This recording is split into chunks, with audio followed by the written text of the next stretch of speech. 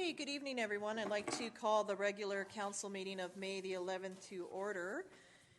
And in terms of approval of the agenda, there's a few things. Our staff sergeant is in Prince Rupert today, so we will not be moving that motion for him to do his report. He'll be doing his report to us at the next meeting, and we have his usual quarterly reports are attached here that we can discuss later. There has been a request from the proponent from RA3, the operation of the boat launch, has requested an in-camera discussion with council before any decisions made. So as we approve the agenda, I would like council to consider whether deal with this matter today or it be postponed to a different meeting date. So is council comfortable moving this item? Councillor Logans? Do we need a motion for that? It's just we're approving the agenda, so then I would just include that in here as approval of the agenda. So you're okay to move it? Everyone's okay? All right, so in that case, that item will move to a different date. And unfortunately, our other colleagues are stuck in the motor vehicle accident, so they will join us when they can, as well as the auditor who is going to do a presentation with us tonight as well will not be joining us, but Mr. Dillabaugh will be making that presentation on our behalf. So on that note, excuse me, Your Worship, yes. I believe we needed a motion as to the agreement for the boat launch. I'll turn that over to the Director of Finance. We can address that perhaps when it gets to that item. What my recommendation, what we do need is a motion from council to extend the boat launch contract for 1 month. Okay. So perhaps when we get to that item where it is in the agenda, then we can just address that. The contract expires at the end of May, and in order to give us that time to go in camera and have the proponent present and then bring forward something to council, just a 1 month extension would be what is recommended. Got it. Okay, so we'll deal with that at that time. So at this point, if I yes? hate to belabor it, but it's been removed from the agenda. So Oh, I see. So in that case, can we approve the agenda and then do a motion to extend that? Or do you want this all? Okay, so we'll do that. So if I can get an approval of the agenda. Councillor Logans, I believe you moved that, and Councillor Casper seconded that. Any further discussion? All those in favor? Carried. Thank you. Okay, so now I'll ask that council make a motion then to extend the existing operating agreement with the current boat launch operator. That's what Ms. Sprinkling had suggested we do. No, but Ms. Sprinkling had pointed out that we've removed it from the agenda, so we should do it now. That was the clarity point. Correct? Yes. Okay. So moved by Councillor Logans, seconded by Councillor Casper. Any discussion on that motion? That's just to bring it back to the agenda. Well, because we're moving, the contract will expire, and we're agreeing to meeting with the proponent in advance of having further discussion. We just want to extend the operating agreement to cover us until those discussions occur. Okay? All those in favor? Opposed? Carried. Thank you. Adoption of the Council and Committee of the Whole meeting minutes. We have the regular council meeting of April 27th and the Committee of the Whole meeting from May the 4th. Moved by Councillor Logan, seconded by Councillor Casper. Oh, you made it. All those in favor of adoption? Opposed? Motion's carried. Welcome, Councillor Ray. We're just at the very beginning in terms of adopting minutes. Okay, so our one delegation was to be from our auditor. So Mr. Dillabaugh, is this when you're going to do this presentation then? If that's council's way, it probably makes the most sense since that's where it is in the agenda. Okay. All right, please go ahead. Thank you, Your Worship. So, as mentioned, the KPMG is our municipal auditor, and they were on their way out here but got caught in the accident as well. So they had another meeting that they had to be later in the evening, so they've turned around. And so I'll present the audited financial statements to you this evening. Running from page 17, starting, is the financial statements this year. I'll just provide kind of a high-level overview. Each year, the financial statements for the municipality must be audited by an independent auditor, and this has been done by KPMG this year, as I mentioned. They have to be approved before May 15th, and so that's why it's before you this evening. And council has to accept the financial statements, and then KPMG will sign off on their audit opinion. That is on page 20 of the agenda this evening is a draft of the auditor's report. It is a clean audit opinion this year, and overall financial numbers are positive for this year. And if there are any questions from council, I'd be happy to take them at this time. Any questions or comments from council? Okay, so we'll have a motion then to accept the 2014 audited financial statements. Moved by Councillor Casper, seconded by Councillor Parkinson. All those in favor? Opposed? Motion's carried. Thank you.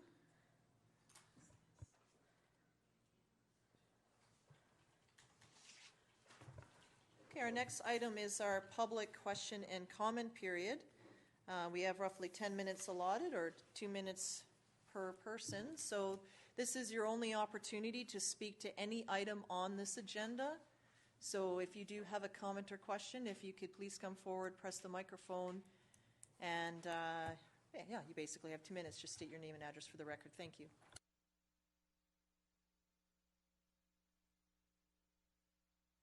Oh, pardon me, the public hearing will be a separate piece. So if you have any comments or questions related to the public hearing, we can save that for that particular. Okay, thank you. Okay, so please come forward to the microphone.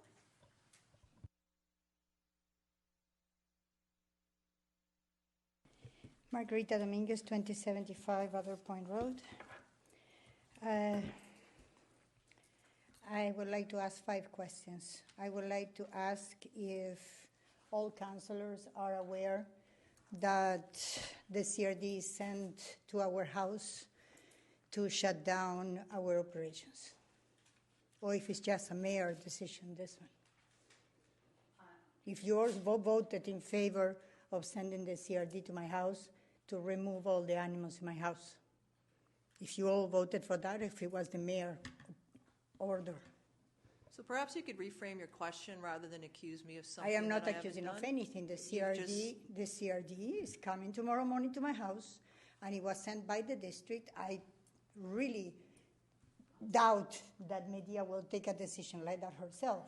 This has to come from an order from council or from the mayor, because council was not there. I am asking councillors if they all voted for this, or it was just Media received the order just from the mayor. This is my question. Okay, let me answer your question. I have not given an order to send the CRD to your house, and this is the first. You were at the last committee of the whole, and there's been no regular council since. So perhaps if staff could respond to. Media, the CRD told me that it was you. Or perhaps, actually, if you don't mind, Ms. Mills, Ms. Dominguez, why don't you go through all your questions, and then we'll answer them at the end, okay? Then I will bring them back for. I asked what happens, because if all my cats are removed to my house, where are these cats are going to be sent? Because the CRD told you that they don't work with stray and feral cats, neither does the SPCA. My cats are in rehabilitation, and they really need time to heal, to get adopted out. Perhaps you are thinking in putting them down in euthanasia for the cats. It's going to be your responsibility. And what is people supposed to do when they are going to have problems with the cats? Because if the only people that they are helping the residents with the cats' problems are going to be shut down, really I don't understand what is the purpose of all this.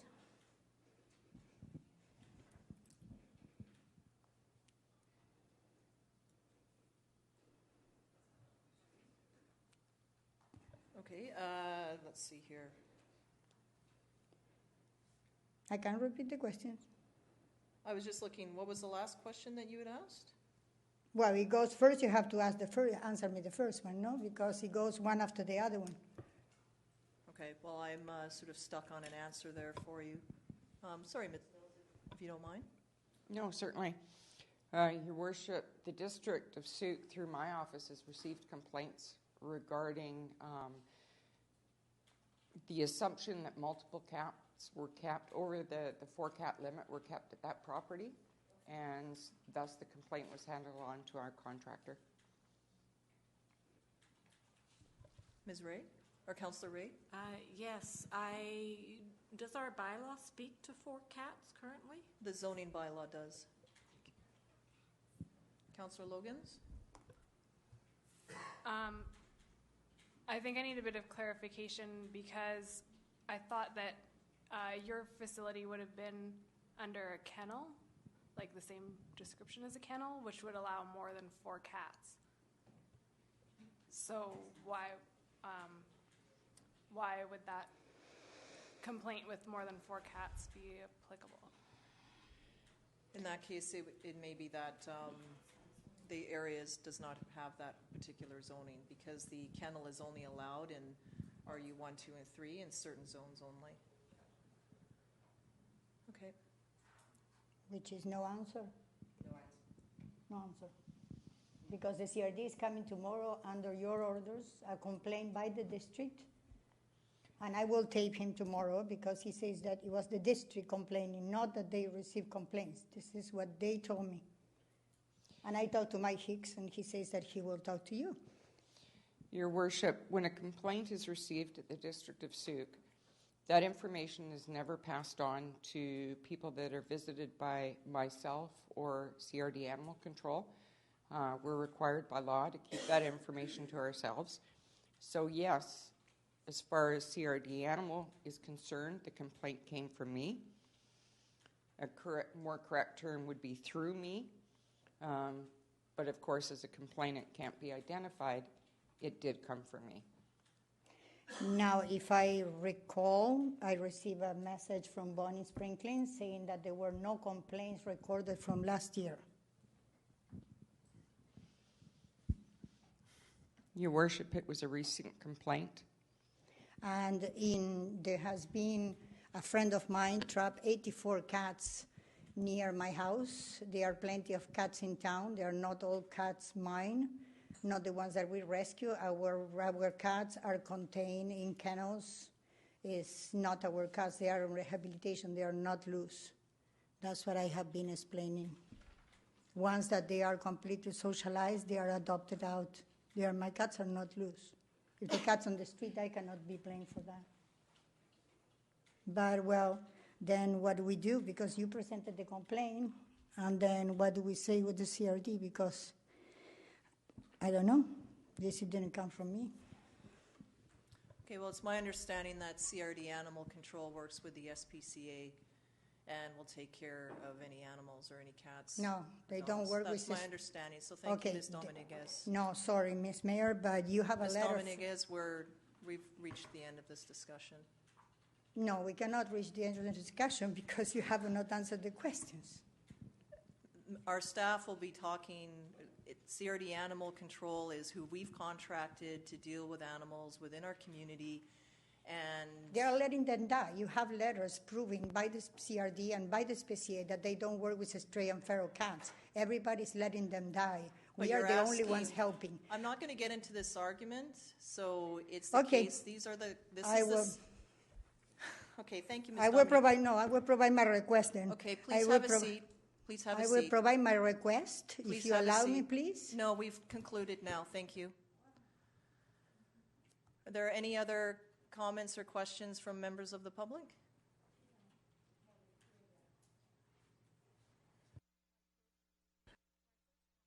Sir, you'll need to turn on the microphone. That was very disrespectful. Name and address, please. Thank you. My name is Mrs. Fran Dash, 2387 French Road North, V9Z0M5.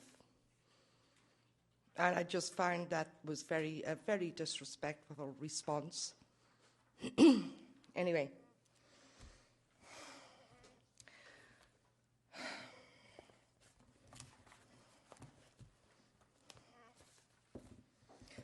One of my comments is that last November, prior to, 3 months prior to, you and your councillors spent a lot of money and time vying for our votes, begging for our votes, which most of us, well, you, Madam Mayor, you got 2,571 votes. The rest of council got between 1,807 and 2,171 votes. But you won't recognize the 2,200 signatures from the residents of Souk asking for an animal shelter.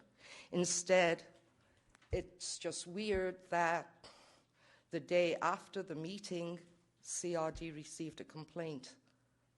So, you know, I guess Mrs. Dominguez put 2 and 2 together and was like, who would do that? Came to a conclusion. But you still didn't answer as to what will happen to the cats after they've been seized. You say the CRD and the SPCA will take care of that. How will they take care of that? Euthanization? Probably. You know, you never did answer that question. And anyway, back to the 4 cats. Maybe the Miss Mills can answer as to how do you deem that somebody owns a cat? If I look after my son's cat for a week, so that means I have maybe 5 cats, am I breaking the law? Because he's not my cat, I'm just looking after it? Is it, most jurisdictions, they look at if you own or if you harbor a cat for 30 days, it's deemed to be your cat. There's no mention of whether that applies to the cat bylaw. Like, can I take my son's cat for a week or a month while he goes to work in Alberta, or does that cat have to go to the pound? Okay. Anything further? We'll be dealing with this later on in the agenda. We did mention at the committee of the whole that our complaints, that our responses are complaint-driven, and so we don't monitor how many animals are in someone's house unless there's complaints that are received. Okay, thank you. Can I just ask, or can I ask later? This is the only opportunity for public input in this meeting. So if You you said, have another but you said my question, questions would be brought up later. council will deliberate later, but this is the only opportunity for public comment or questions is at this time, and council can address those later on in the meeting. So if you do have one more question, feel free to ask it, and council will consider answering it. Also, I asked last time, is there a chance of a grandfather clause as to if somebody at the moment has 7 cats?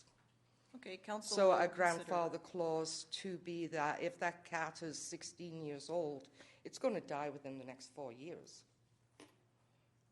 Are they allowed to keep that extra cat until such time, and then from there on they cannot replace it? Okay, thank you. Thank you. Any other comments or questions from members of the public? My name is Natalia Danelishin. I live at 3017 Manzer Road. I've been a volunteer with Safaris for the past 2 years. I'm one of their directors. And it's a volunteer organization, as I'm sure you're all aware. I want to understand better that after all the work that we do, why it is that you passed a bylaw that restricts us from operating. What I want to know is there a possibility to get the bylaw changed somehow so that we are able to do the work that we've been doing for the community for free for the past couple of years? What we want is to have an amendment made to limit the exception of 15 cats to cat rescue groups. And we also want to protect residents who already have more than 4 cats with a grandfather rule for the rest of the cats they have starting from the day this bylaw passed. And we also want to amend bird feeders as an exception to the no feeding wildlife bylaw. I want to know if that's something that you guys are all concerned about and that you're going to be addressing soon. Okay, thank you. We'll look at that as we get to those matters in the agenda. But I will point out that the zoning bylaw that council adopted states that only 4 dogs or cats are kept, trained, cared for, bred, or boarded. So that this isn't something new. This is something that is in bylaw 600 that the last council did adopt. Yes, so but in the we're trying to... in the case of your organization, you always have the option to come and rezone the property. And staff has always been very clear that that is an option available to you. Thank you. Other members of the public? Hi, Mary Brooke on behalf of Souk Voice News as media. It wasn't clear from what was just said here whether or not the zoning is actually confirmed to not be zoned for a kennel or a shelter at that address. I think an assumption was stated. Is the property that Ms. Dominga has her operation at zoned for a shelter? I have no idea where it is or what the zoning is. So I can't answer that question.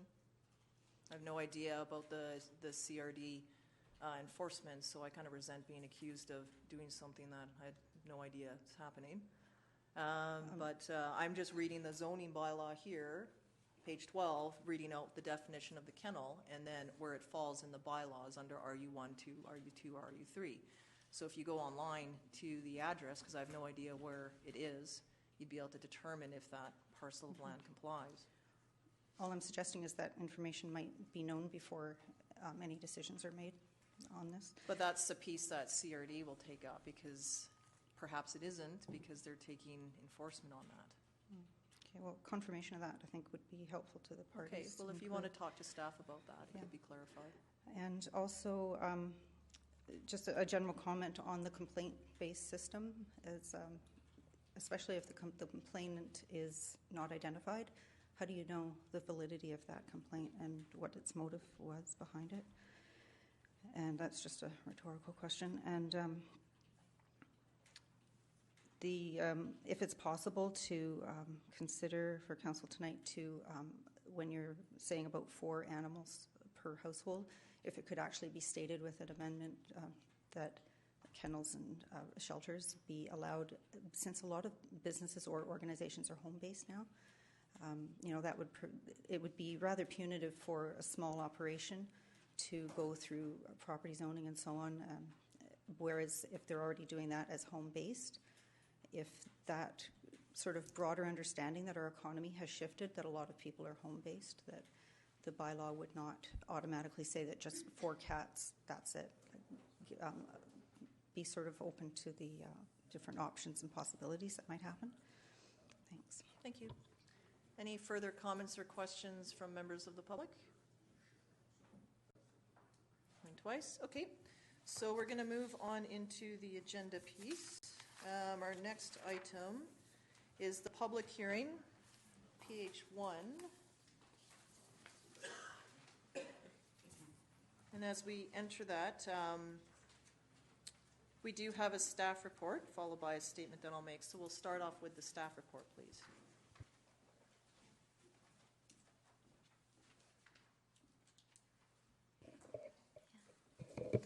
Good evening, Worship and councillors. 2435 Phillips Road is the subject of the zoning amendment. It consists of 2 areas in the Sun River Comprehensive Development Zone. Area E, which is highlighted in yellow, is zoned for single-family residential, and Area C, which is zoned for park, is highlighted in blue. The applicant would like to create a senior strata village within Area E, but is first asking council to consider allowing an amenity area with a clubhouse, specifically on 2435 Phillips Road, Area E. The amendment is not a blanket amendment, but is site-specific to this subject property, and it would not affect the other areas within Sun River.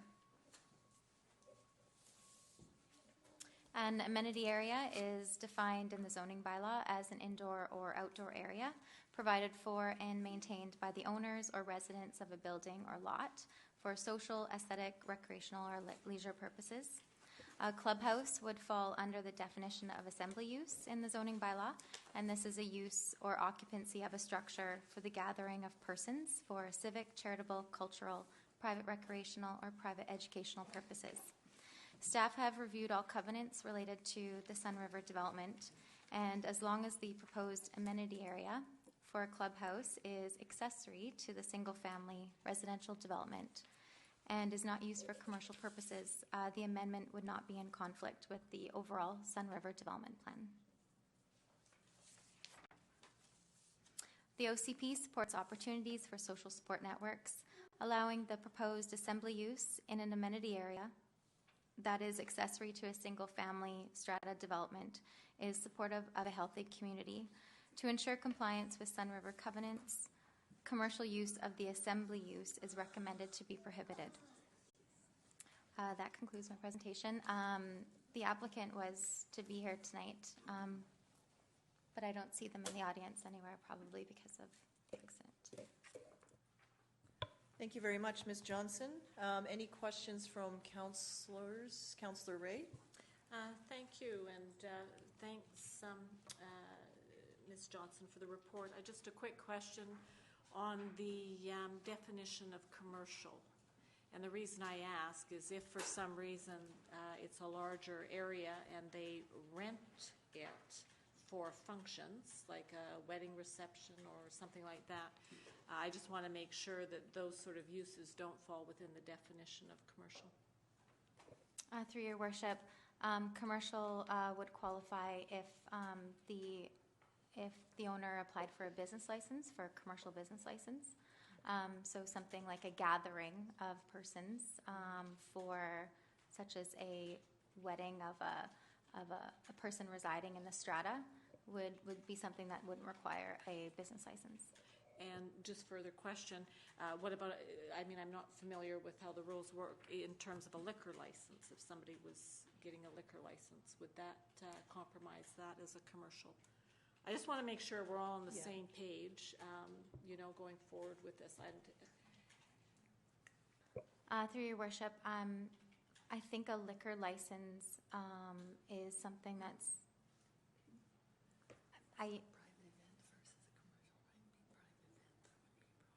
Yeah, if it's a private event, it wouldn't be an issue, but if it's a commercial event, it would be.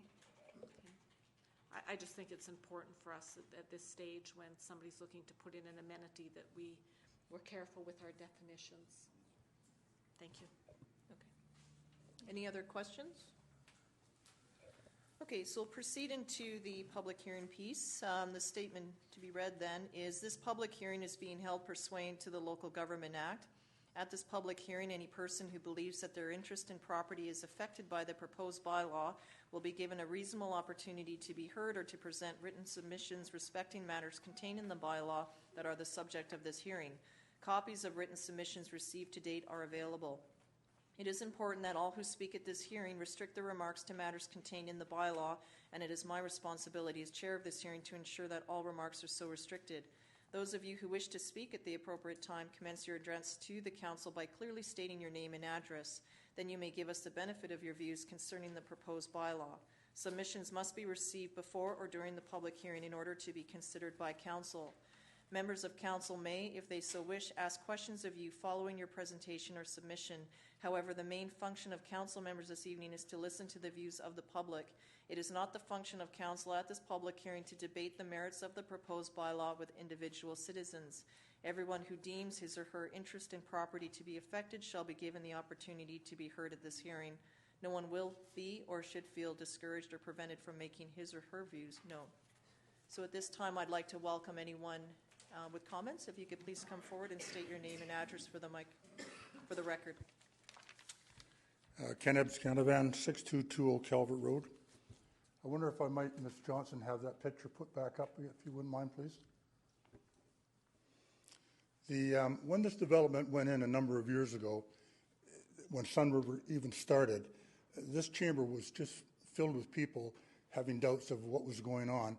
And one of the things that, excuse me, ma'am, can I just go by here? One of the things that happened here, my property is right here, my home sits right here. And one of the things that we argued long and strong was to get a green buffer zone that would extend along this whole way and along the trail here and up in through here. And these are all the shadows that you see are what's left of the trees standing now. They were never supposed to have been touched at all. They've been nipped away, so you can hardly, they're just about all gone. They were supposed to have been left, okay?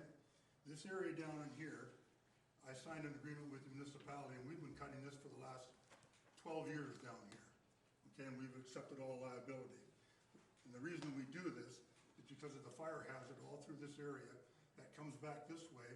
And my concern is once this development, whatever it is, takes place, how are we going to get down? Because the only access now to get down is here, and you can't even get a fire truck in there now. So I have a, excuse me, back there. So my concern is that if that development takes place up there, are we going to lose what's left of the buffer zone there? Are those trees going to go? Because they've been nipped away, and that wasn't supposed to happen at all. It happened further back. This particular area, excuse me. This particular area now was sold privately, and someone is developing it now. This area in here we hay it, and the reason we hay that is because with the 2 tractors that we run down there, we pick up almost completely full buckets of broken bottles, stuff from fires and that to make it safe down in that area. And as we look at this, you were never supposed to see any homes through here. They were all supposed to be a green buffer zone. All the people that live down the end of Soul Road, those trees have been taken down. Every time there's another house built, the trees are cut down. Now you can look right through to the community garden that sits right here. You were never supposed to see it. That was one of the things that we agreed upon when we made concessions for Sun River, and I was one of the people that spoke as I'm speaking right now, along with many other peoples.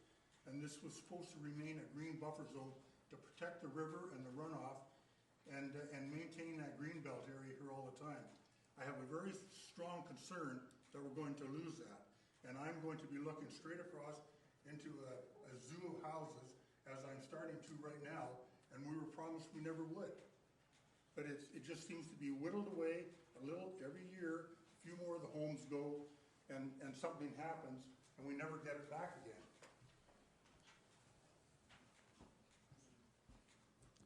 Thank you, Mrs. Johnson. Anyways, that's my concern that I have there. Number one is what's going to happen with that green buffer zone. Is it going to remain the same and not get whittled away so that, in essence, what we agreed upon when the development went right through to go along with it, that we don't have it anymore? And for the people that live on this side of the river, and my particular property that is at the end of Calvert Road, and all the other properties all the way right down to the ones that even run over Soul Road, we're going to be looking right into that, and we were guaranteed that that wouldn't happen, that that green belt would stay. And unfortunately, every time you look up, there's another tree gone. And it's unfortunate that councils change, mayors change and everything, and that we have to keep coming back and fighting for something that was agreed upon many years ago over it. And that was whenever it started, back in 2009, I think. And so the other one that I have is the access to get in and hay it, to maintain that safety down there that we've been taking care of for the last 10 years. Thank you. Thank you very much. Any other speakers?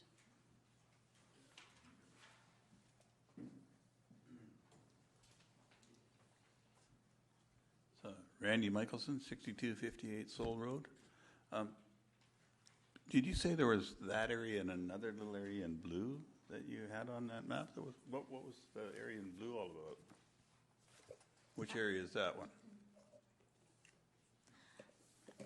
Through your worship, there's an area outlined in heavy black. Yeah.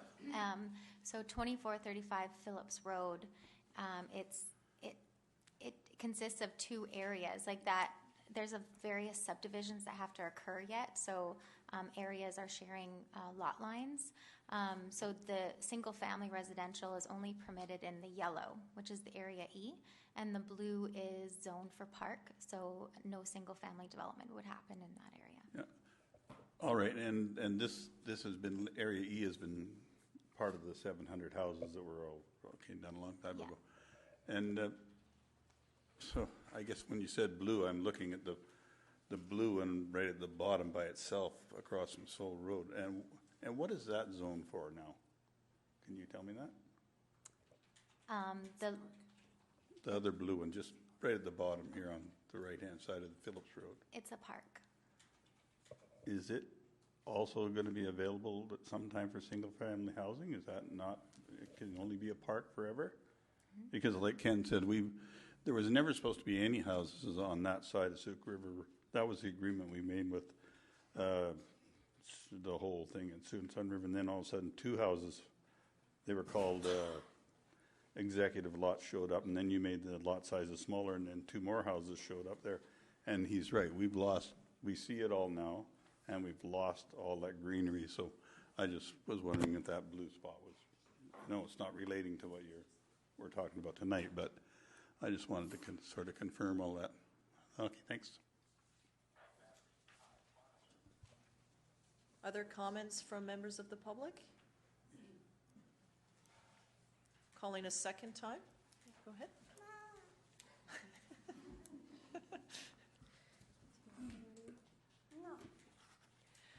My name is Christiana St. Pierre. I reside at 6853 Marsden Road. I was hoping you could repeat or clarify one of the things you stated, I believe, Ms. Johnson, in your report, that the request for this bylaw amendment was intended to allow a future use with, I think you said, senior strata housing. I'd like to understand what that means, and I'd also like to know how agreeing to this proposed bylaw amendment will affect possible future changes, because what my interpretation was, and I don't know if it was right, is that the application for whatever is going to be developed hasn't gone through yet. What will this open the door to or shut the door to if this is approved? Through the chair, the Area E, this particular site allows for single-family residential development. The developer has proposed a senior strata village, so that is not coming from the district. But whether it's senior strata village or a fee simple seniors village, the important thing is that it's single family residential and not townhouses or apartments.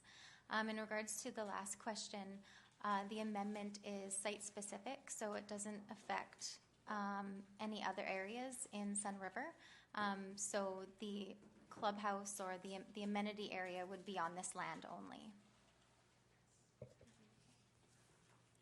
Any other comments or questions from members of the public? Calling a second time for any further comments and questions? And a third time. So at that note, I will close the public hearing. Yep, and go back to Councillor Ray. Yes, Your Worship. I'm just wondering, if you close this, can we still ask questions of staff? Or Yes. Are you okay. Yeah, it just closes the sort of public piece. Thank you. Did you have a question? I do, Ashley. Okay, go ahead, please. Thank you. And I'm sorry, Ken, I didn't get your last name, but Ken was outlining where the trees were in the schematic, the oversight, and I'm just wondering, is that black line that's drawn there the exact line in the one we were just at, where it shows the edge of the gold color and the white? Could you go back one? So the edge of the trees are that heavy black line there on the west side? Yeah, it's about right. There could be skewed a little bit with the aerial photos, but it's basically that. And the area in the white that is to the east of Area B and Area E, the area which is being looked at now, is that agricultural land reserve? Like, what's white? Who owns that? Is that the white along the river is owned by the District of Suk, and it's in the ALR. Okay. So what I'm trying to do is I'm trying to address Ken's concern that those trees, in fact, are outside, pretty well outside of the area, so those trees should stay there. There shouldn't be any cutting down within maybe a couple of meters or something. Okay, thank you. May I answer that question? No, I'm sorry, but we've closed the public hearing, so It's not really right what just took place there with the answer. Sorry, but it isn't. it's the pub, the, Clarify the one point. Ms. Sprinkling, a point of order, clarity. I believe that the public part is completely closed. The public hearing is closed. Okay. Sorry, Mr. Ebs-Canavan. Ms. Johnson, perhaps? When the owner comes and applies for a subdivision, there would be surveying required to find where this line actually lies. So until that time, we're not 100% sure, but based on the air photo, it looks like any trees that are on the white are owned by the District of Sooke, and anything within the yellow is owned by the developer. So just as a follow-up then, I certainly would hope that the district would impress on the developer not to remove any of those trees from this point forward until there is that application, so that we can determine whose property those trees are on before they're cut. Thank you. Any other comments or questions from councillors? Councillor Casper? Yeah, I just want to get a clarification. I know that that we're changing the area E or the zone to allow this use, which is this amenity for a facility for common use. But I just have a question that relates to Area E. Now, in our bylaw 600, it does say Area E, single family, and then it lists from A to F what's permitted in Area E. And in A, and this is on page 13 of our blue document, in A it says one single family residential dwelling. And then it says institutional use, and it says home-based business, community care facility, secondary suite, and home show.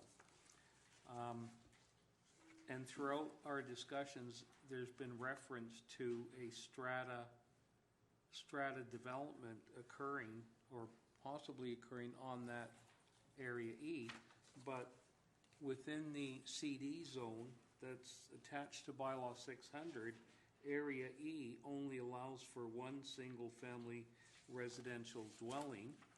And then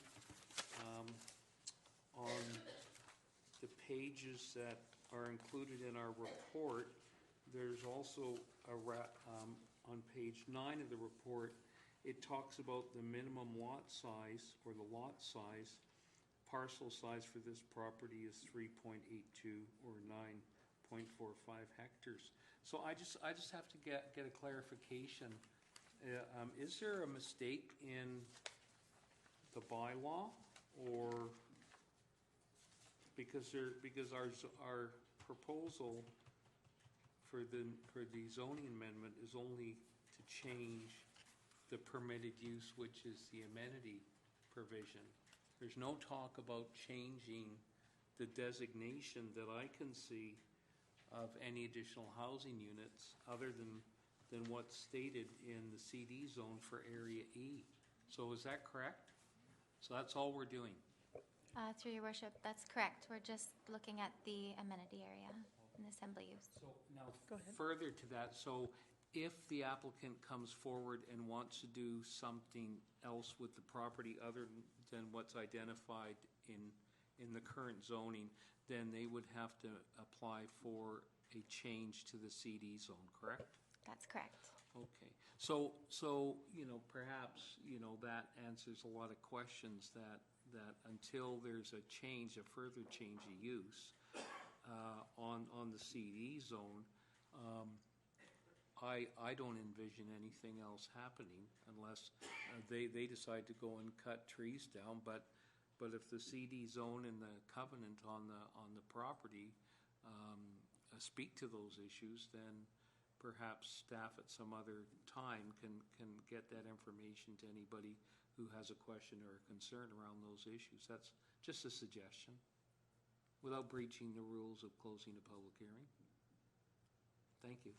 Thank you, Councillor Casper. Any further comments, questions from councillors? Okay, so at this point, is council prepared to move third reading? Councillor Ray? Sorry, I'm just wondering, I just looking up on the zoning bylaw.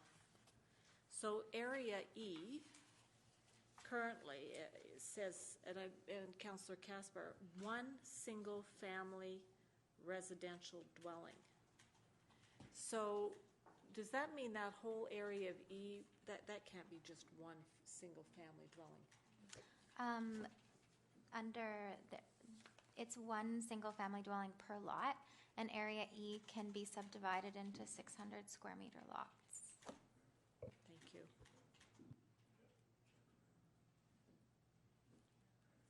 Okay. Councillor Ray? Yeah, I just, it just doesn't make sense to me why we would be adding, it just seems backwards to me. Wouldn't you do the subdivision first and then ask for a amenity, what they're asking for, sorry. The amenity building? Yeah, building, yeah. I just seems to be a little backwards. Ms. Johnson?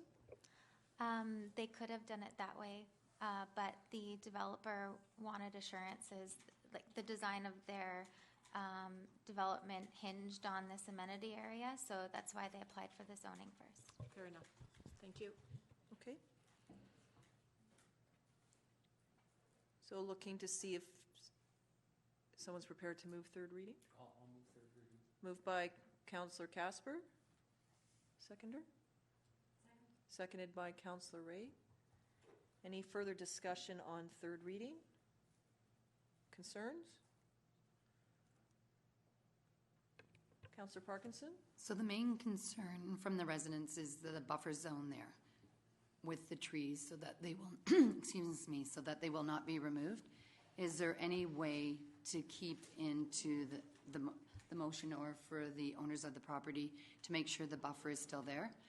And from what was said was it was always guaranteed that it would be there. So do we have that in writing that it stated that the trees would not be removed?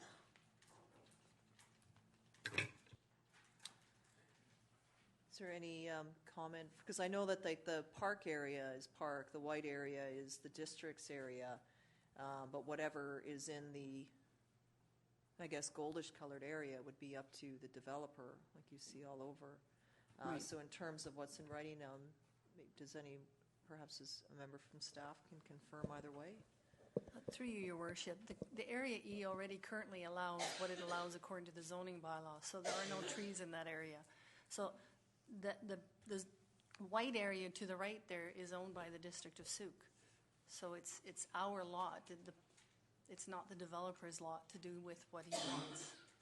So it doesn't make sense for a covenant to be on our lot for us to control something that we're in control of, so to speak, we being council. So they're already allowed to do the zoning that they can, the number of lots at the size of lots. They're just asking if they can, as part of those lots, have an amenity area added to that. In the ALR portion that is next to it, there is a trail through there that you can we see it on a map? Not really. That runs along the river, and there is a buffer zone around that trail that I know will have a covenant that never will go away. But as far as the rest of that ALR land, that could become a farmable land, so to speak. So I don't know how much you could put a covenant on an ALR property to clear it for farming. Do you know what I mean? So but it is ours. It's not the developer's land. Yeah, so to clarify, so if council did not pass this, the developer could go ahead and develop into the 600, or I believe it was 600 square meter lots anyway. So that already would happen as is. So the question was just in regards to the buffer, right? Mm-hmm. So the buffer is on our property or their property? I'm not sure where the buffer actually is. But you can see the black line, and to the right of the black line is ALR land, which is owned by the District of Souk. To the left is that Area E, where they're allowed to develop and subdivide to 600 square meter lots.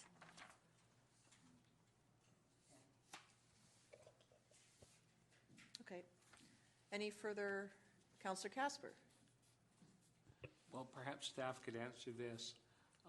With the provincial legislation regarding development within 100 meters or 100 feet of ALR land, are there restrictions put on by provincial legislation? Actually, in our zoning bylaw, we have a restriction on that. I believe it's 15 meters, right there. Isn't that it? We have a restriction in our zoning bylaw.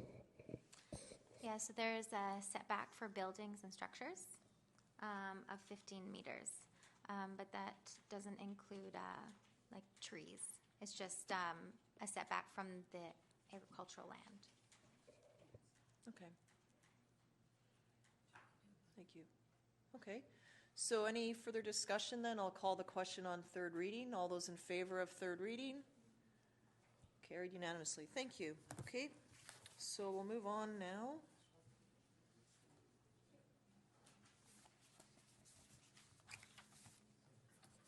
Okay, so that brings us to item B1, the 2015 5-year financial plan and property tax rate bylaws.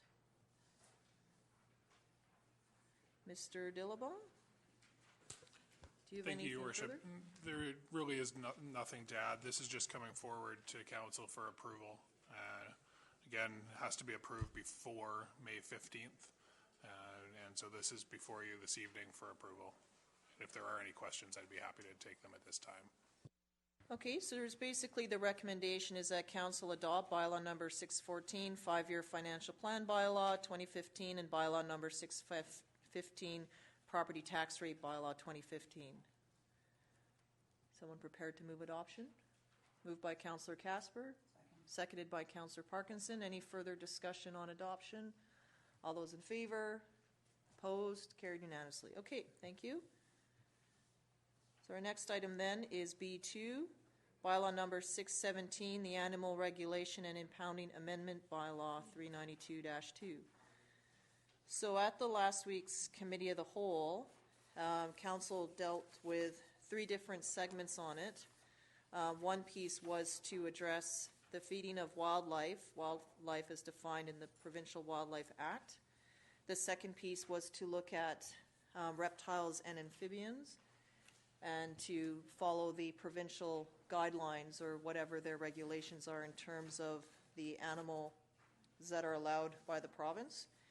And the third piece was to look at the control of cats. So there was some discussion about the sort of, there's the different pieces as you'll see in the report, and then what staff had done is taking the bylaw and done different housekeeping pieces to the bylaw as well, and that's what we have before you. So there were only 4 of us present at that meeting, so perhaps Councillor Ray or Casper may have some comments. And there was just, is this received from a member of the public? Okay, so I'll read this out. Our request to council today is to amend a limit exemption of 15 cats to cat rescue groups, B, to protect residents who already have more than 4 cats with a grandfather rule for the rest of the cats they have starting from the day this bylaw passes, and 3, to amend bird feeders as an exception to the no feeding wildlife bylaw. So comments or questions from councillors? Councillor Ray. Thank you, Your Worship. I support A and B as outlined in the recommendations. I do have some concern about the control of cats. I'm not really sure why we are looking at controlling cats. We had one person come before this council complaining about a cat in their backyard. I find the proposed section of 25 about the identification of a cat, that they have to have a microchip or a tattoo. These are expensive items for people who are not always in a financial position. I don't support people being required to keep their cats with collars. Having watched once a dog get caught with a collar in a chain link fence, I would never require or impose something that somebody has to put a collar on their animal. So I don't support any changes under C in terms of harboring 4 cats that are over the age of 4 months. I think if we have a problem with a home that has too many cats or 20 cats or whatever, the health and safety piece would come into place. So tonight I'll support A and B, but I will not support C. Thank you, Councillor Ray.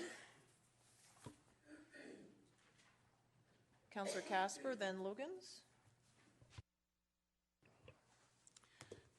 Well, I've been down this road many times, going back as early as 1980s, and I'd recommend that we don't change anything in relation to cats. I can't support that.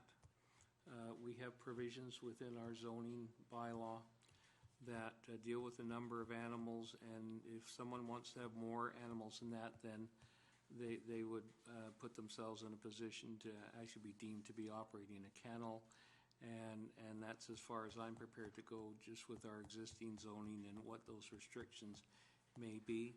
I think there's been an interesting point raised in regard to bird feeders. When this whole issue came up last year with the previous council, there was legitimate complaints about the feeding of animals, deer, and what led to raccoons and bears, which could potentially create a hazard or put people at risk or property at risk. And that's how this issue of feeding of animals came about in the first instance. I don't think it was anybody's intention to deny somebody from having a little bird feeder or a little seed feeder for birds during the winter. That the seed can lead to other problems, but I think common sense should prevail. So, in regard to bird feeding, that hopefully could come as an exemption in dealing with the exemption provisions that were included in the Green Report that I had a chance to look at. I wasn't at the committee of the whole meeting as away, but there's reference to some exemption provisions in there. I think it's a huge danger to actually bring forward new rules and regulations on matters that are questionable whether or not they can be enforced in the first place. I sort of look at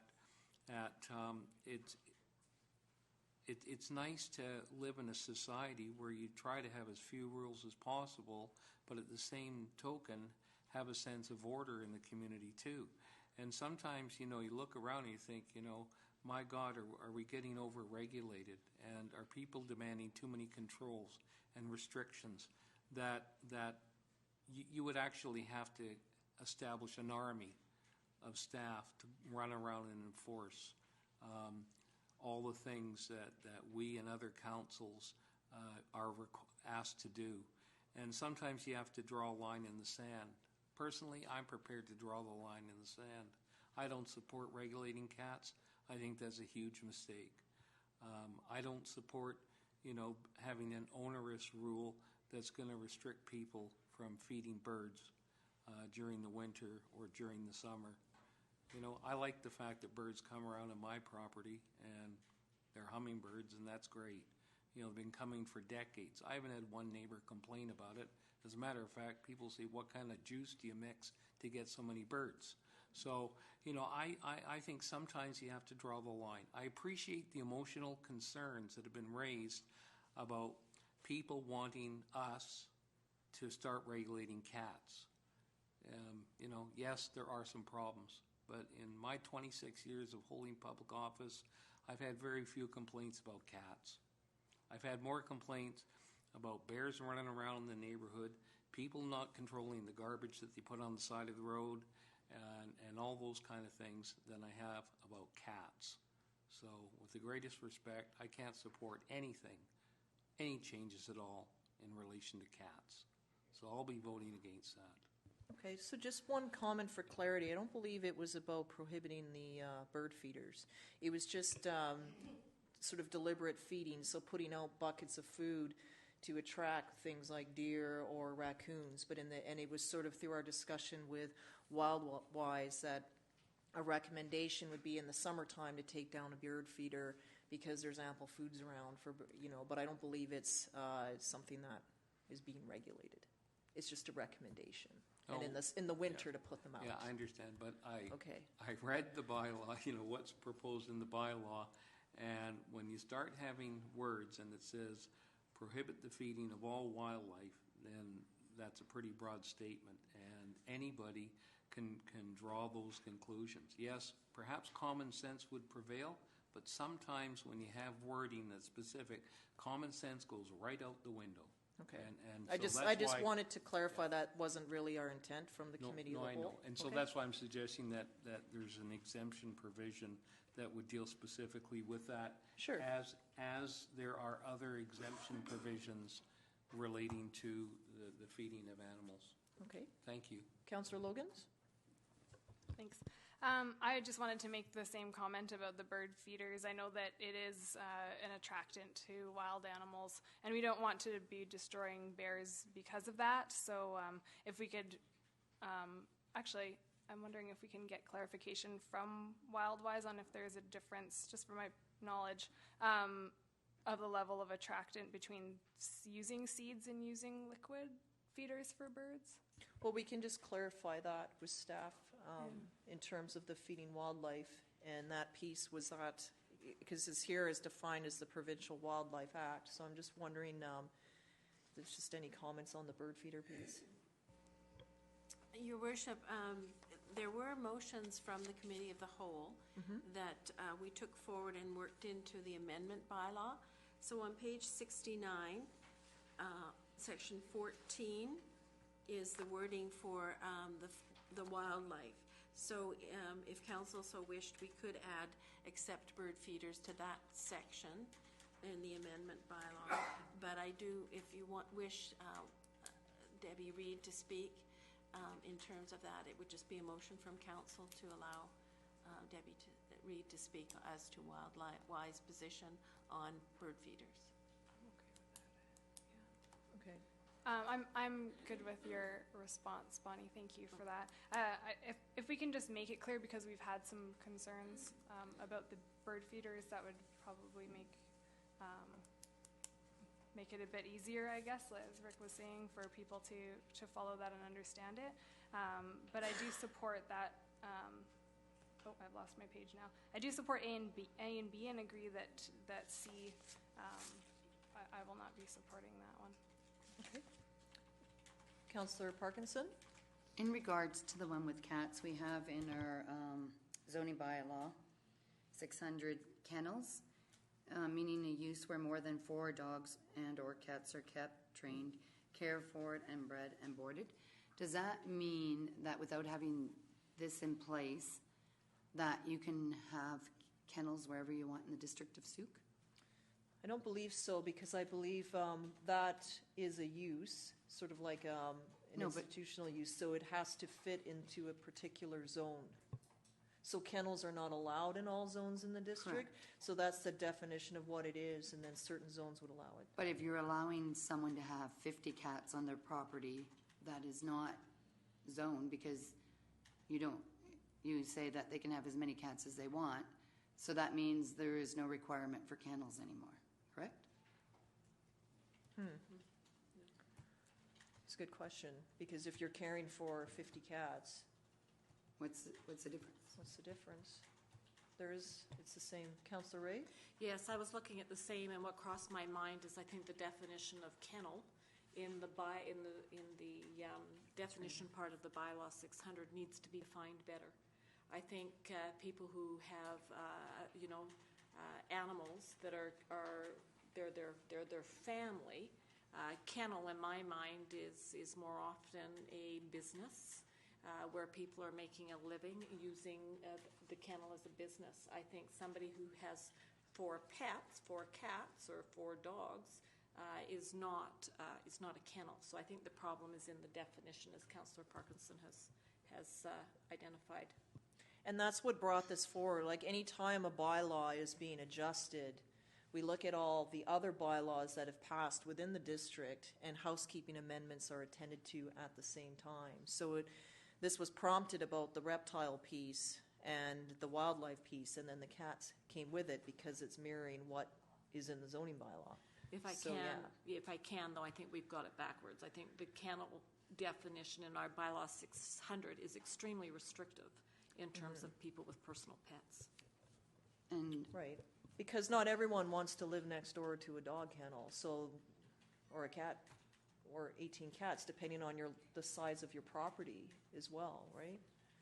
Correct, but I'm just okay as somebody who at one time had 3 dogs and 2 cats in my home. Right. I wasn't running a kennel. No, I totally Right. hear with what you're saying, but this is and this is where this has been ever since 600 was adopted. It's another issue, so we're going to have to go back to that. Councillor Parkinson? so we heard this evening that someone has 50 cats on their property right now. This is what we heard this evening, that you have 1-5 or 5-0? Pardon me? 1-5. Okay, I heard 5-0. I Yeah, thought so that did was I. a lot of cats. I heard 50. Mhm. Right, but I just thought I heard you say up at the counter that there were 50, so that's why I was curious whether that would be considered a kennel or not. So, 15. All right, so in terms of moving forward here, any other comments? So sort of hearing then in terms of the amendments then, in the staff report, there's the animal regulation and impounding bylaw. There's A, feeding of wildlife, with clarity adding the bird feeder piece. B, the regulation of wild and exotic animals. And then to basically move those 2 pieces. C, all falls under the control of cats. So would someone like to make that motion? I'll move the amendment that council introduced and give first reading to what was outlined in A and B only. Is there a seconder? Seconded by Councillor Logans. Discussion on that motion. That's A and B only.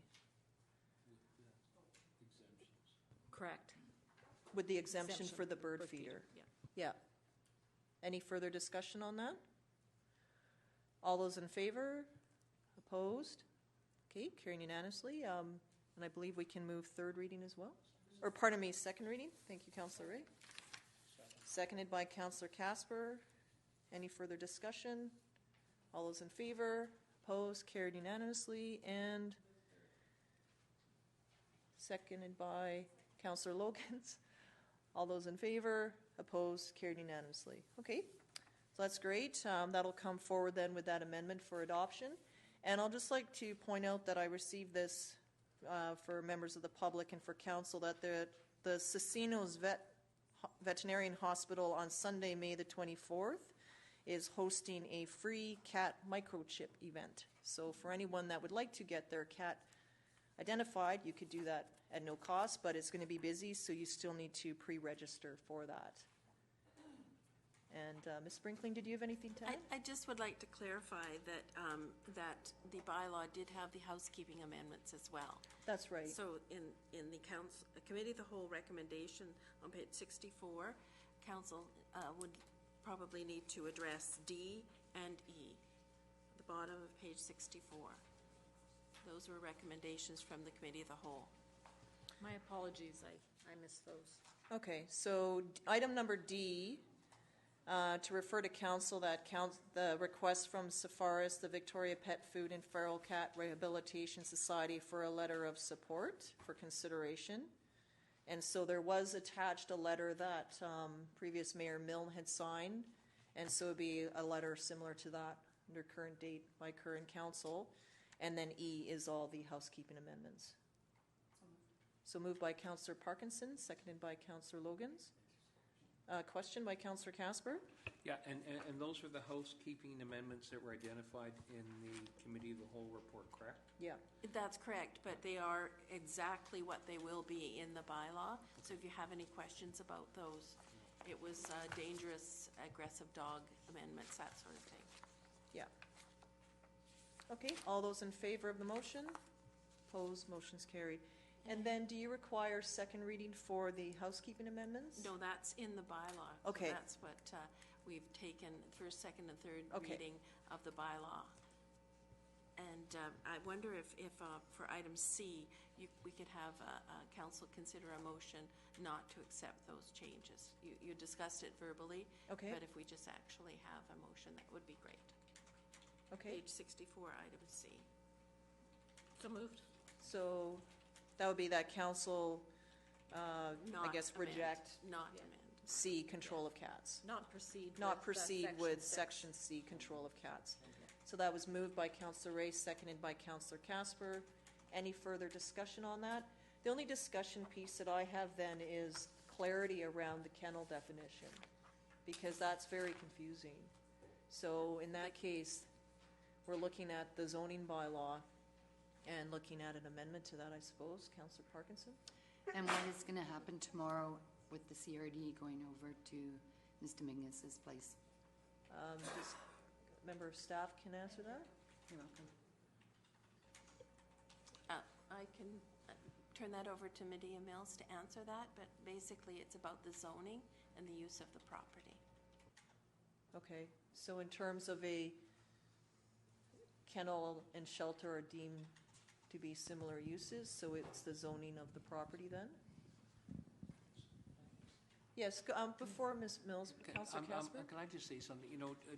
Just in, from a procedural fairness point of view, I think it's, inappropriate for anybody to jump to conclusions as to what may or may not happen at a future date, and to put staff in an awkward position to actually, put themselves, supposing what will happen tomorrow or what may happen at a future date, I don't think is appropriate for both staff and for a member of the public. So, just in fairness, I think that, events will unfold, whatever they may be. I don't think that it's right, quite frankly, that we put our staff in an awkward position. And I don't think it's fair to any person that staff may go and visit. I just don't think that that's the way business should be done. And, at this table, I just don't think it's right. Okay, As I understand it, comments. it's just to hypothesize over something that may or may not happen. I don't think that's appropriate. Okay, no, that's fair. Because it puts our staff in a very awkward position. They have to be impartial and fair to everybody, and we have to make sure that we're being fair to our staff and don't put them in an awkward position and put them on the spot. I can't support that. Okay, no, thank you for that. So what happens? We don't know. It'll just, events will unfold, and it's in the hands of the CRD Animal Control, and Okay, they'll do their piece. that was the question. Yeah, That's fair enough. yeah. Okay. Okay, so we're good to move on. So that moves us to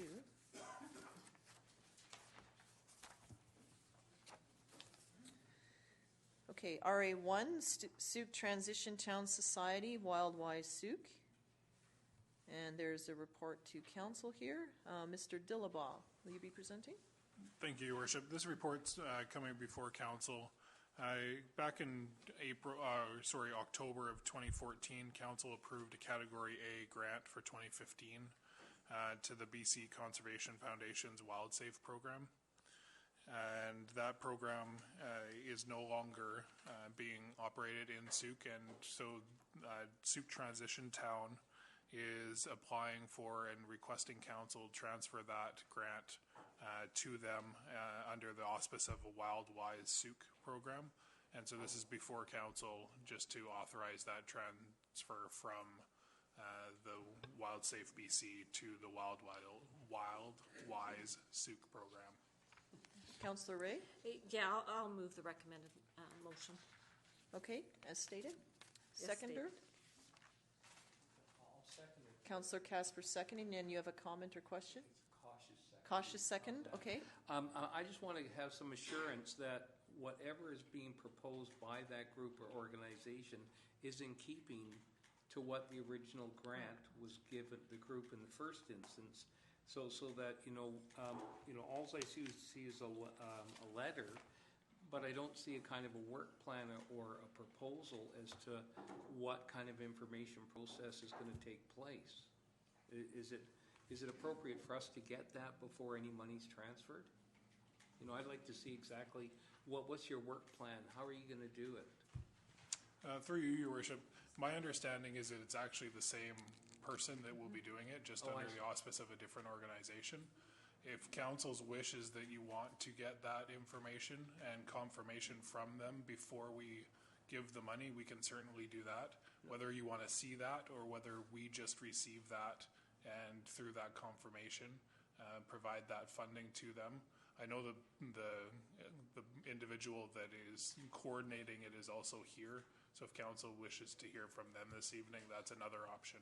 Okay, and I'm comforted by that, because as long as it's the same process and not something brand new, because the approvals are granted under a different mechanism or vehicle. Yeah, okay, I'm satisfied. Any further comments or questions? Okay, all those in favor of the motion? Opposed, carried unanimously. Thank you. Next is RA2, the proposed strata title conversion of previously occupied dwelling located at 2080 and 2082 Drennan Street. Sorry, I opened the wrong report. Ms. Nelson, are you presenting that? Well, I can just reiterate the intro here. The District of Sauk received an application for conversion of a previously occupied duplex at 2080-2082 Drennan Street from single title ownership to 2 strata lots. Because the existing duplex has been previously occupied, the strata title conversion must be approved by council as the approving authority, as per the Strata Property Act and Council Policy 8.6. Okay. That's pretty much it. I guess we don't have a picture of the duplex, but okay, that's. So there is a suggested action here. I'd move the suggested action. Okay. Seconded by Councillor Logan. So the suggested action as stated. Councillor Ray? Yes, I'd just like to inquire, it says here, council to direct staff to work with the applicant to finalize all technical details. What technical details would be needed at this point? I believe most of them have already been addressed, so it's just finalizing the documentation. Do we have a date in terms of when this application started? You mean the actual strata conversion? Or yeah, when the applicant came in. I'm just concerned. I think this is about a year old, and I just want to make sure that this moves forward. And I'm a little, I'm cautious because at one point in this report it talked about up to a year to get these technical details done, and I want to make sure that the applicant gets some immediate. I don't want to say relief, but that there's some action so that it can be dealt with and the strata conversion can occur. Well, the subdivision's already occurred to subdivide the duplex off, so a lot of the technical items would have been dealt with at that time. I don't believe there's a lot left because the report for the building itself has already been completed and accepted by our building department. I can't speak to the urgency or the quickness of this, as that is under the approving officer's authority, but it's so this approval here, or approval in principle, will help it move forward. If I may, Your Worship, the 1 year is the applicant has 1 year to complete. It's not that it may take up to 1 year. It's that the applicant, as per our policy, the applicant has 1 year to complete it. based on I'm this just approval. looking out for the applicant to make sure that this matter is resolved expeditiously. Thank you. Okay, any further discussion on the motion? All those in favor? Opposed? Carried unanimously. Thank you. RA3, the operation of the boat launch is not on this agenda. That'll come forward as another date as discussed at the start. The next is RA4, the confined space rescue agreement with school district number 62 on page 111. I'd like to move the recommendation. Okay, is someone to second that? Seconded by Councillor Casper. Yes, please go ahead. So is the school district 62, are they entering into similar agreements with the other fire departments within school district 62?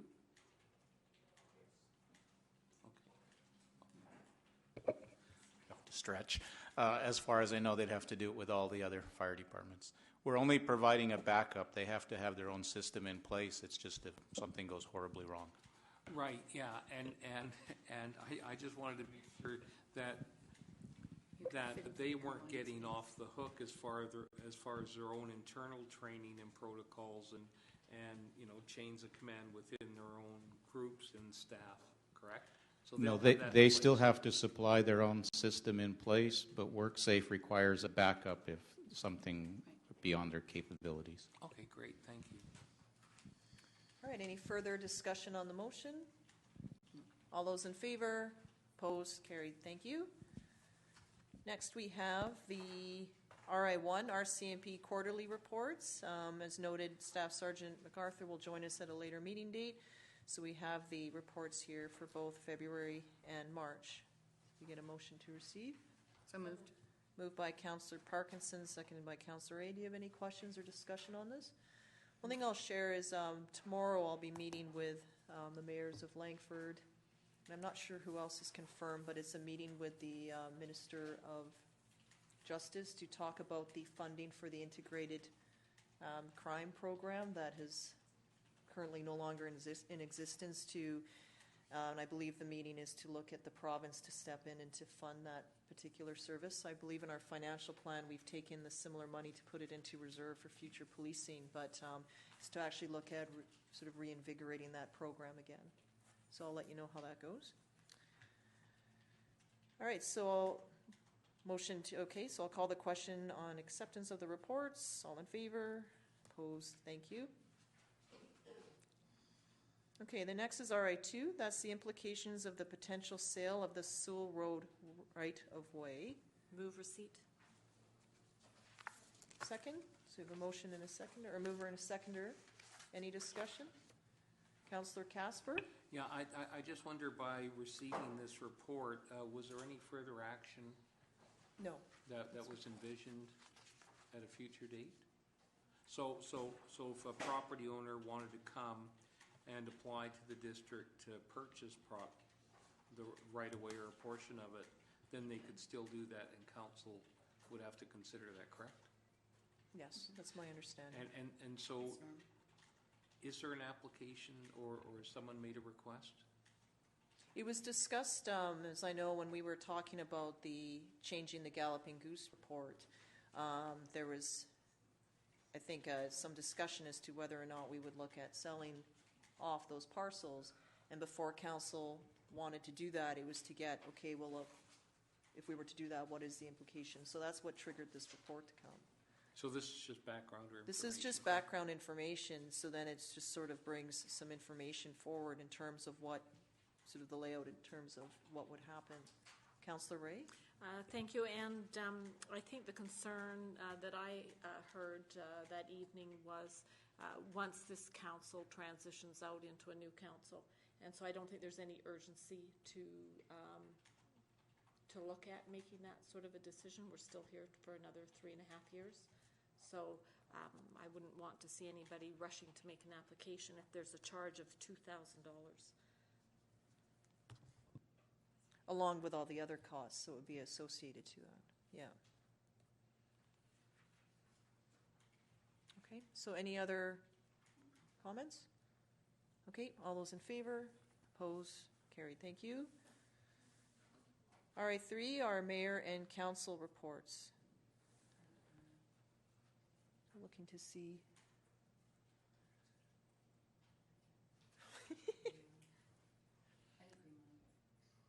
I'm wondering, it's kind of a weird timing. Is there any update on the road situation? I know the fire chief was here, but he had to leave. I'm just curious as to what's happening. The road is open. It is open. Okay. It's trickling through. Okay. Actually, it opened, that's why I could come. I was wondering, because Mrs. Lurs is here. Well, I thought maybe you were doing some stuff in Souk and decided to spend some time with us before you could go home. Okay, well, If I that's can. good. Councillor Ray? Yeah, just as a note, at 5:30, the road was backed up to the end of the 4 lanes. So, and they were keeping people till 7 o'clock in Langford on the bus. So, I would imagine people are still trying to get home. Yeah, I think so. Okay, so any matters to report? So Councillor Ray will be chairing the next regular council meeting. I will be unavailable from the 15th to the 31st, so Councillor Berger, or pardon me, did I say, I was looking at you and I was thinking of, pardon me. Not me. Councillor Berger will be acting mayor during my absence. And then I mentioned the RCMP piece. The Primary Health Services Committee has been meeting and is looking together to put together a more formal report out to the community as to the various activities on diagnostic imaging, the GP for me, the status of physician recruitment, and so forth. Any other pieces? Councillor Ray? Just of note, the Community Grant Committee is meeting on Thursday, this Thursday, at 7 p.m. Great, thank you. Okay, so we will move on. Okay, we'll start with the council reader file of April 15th. I'll move that all the correspondence listed, item 1-1, 1-2, 1-3, 1-4, and 1-5 be received. Okay, motion to receive all correspondence. Do we have a seconder? Any discussion on the correspondence? All those in favor? Opposed? Motion is carried. Here we have a notice of motion from Councillor Ray. Councillor Ray, did you have an amendment to make? Yes, I did. There was a bit of a time crunch there, and so once I had an opportunity to go back and take a look, I'd like to, the second paragraph, and whereas on April the 29th, 2015, at the Committee of the Whole meeting of the Capital Regional District, the draft Regional Sustainability Strategy, RSS, was presented and discussed, which proposes that the water service should read to the Juan de Fuca electoral area, unlike municipalities, would not be available to residents, period, and the removal of the remainder of that sentence. Okay. And sorry, can you just so I can read it? So after the RSS piece, would you like me to forward it to you? If you could forward it, maybe just read it out again, and then if you could send it to Ms. Sprinkleen. Ms. Sprinkleen has She has it, yeah, okay. and actually so do you. Oh, yeah, okay. I did copy. Yeah, so it'll just be discussed, which proposes that water service to the Juan de Fuca electoral area, unlike municipalities, would not be available to all residents, period. And then under the RSS, all the rest of that would be deleted. Okay. And then therefore it be resolved, it's not a regional district, so it would read Juan de Fuca electoral area, delete regional district in the third line, of the opportunity, not the right, because right implies that it should be available tomorrow, and these things are based on financial ability as well, to access safe and clean drinking water, period. So it's just tightening it up. Okay. No, you have to wait for it to come forward for debate. And then Councillor Casper will be attending the follow-up Committee of the Whole by the CRD at the end of the month. That's sort of phase 2 of this, and we'll continue to stand by our Juan de Fuca neighbors. Thank you, Councillor Casper. Great, thank you, Councillor Ray. And I had meant, and my apologies to the rest of council, I had meant to forward it so everybody had it for tonight. Okay. I'll get it out. That's great. Thank you so much. And so that, a motion to adjourn, please. Yes, this will come forward for council deliberation on the 25th at the next regular meeting. Okay? Motion to adjourn? Moved by Councillor Parkinson, seconded by Councillor Casper. All those in favor? Opposed? Thank you.